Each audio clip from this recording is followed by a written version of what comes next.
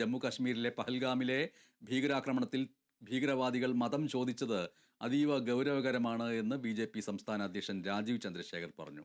വികസിത ഭാരതത്തിന്റെ കുതിപ്പിനെ തടയാൻ ചിലർ ശ്രമിക്കുന്നുണ്ടെന്നും ഭീകരവാദികൾക്ക് അർഹമായ മറുപടി കൊടുക്കുമെന്ന് പ്രധാനമന്ത്രി പറഞ്ഞിട്ടുണ്ടെന്നും രാജീവ് ചന്ദ്രശേഖർ പറഞ്ഞു.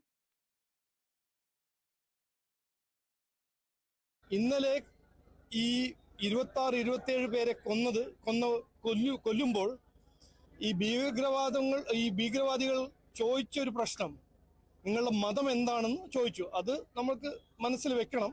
ഇതൊരു ക്ലിയർ ആൻഡ് പ്രസന്റ് ഡേഞ്ചർ ആണ്.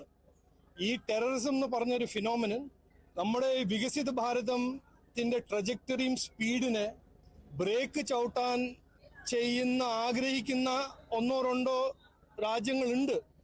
ഇത് ചെയ്ത് ആരാണെങ്കിലും, പാകിസ്ഥാനിന്റെ ആരാണെങ്കിലും ഇന്ത്യ അതിനൊരു ഫിറ്റിംഗ് റിപ്ലൈ കൊടുക്കുമെന്ന് നമ്മുടെ പ്രധാനമന്ത്രിയും നമ്മുടെ ഹോം മിനിസ്റ്റർ പറഞ്ഞിട്ടുണ്ട്.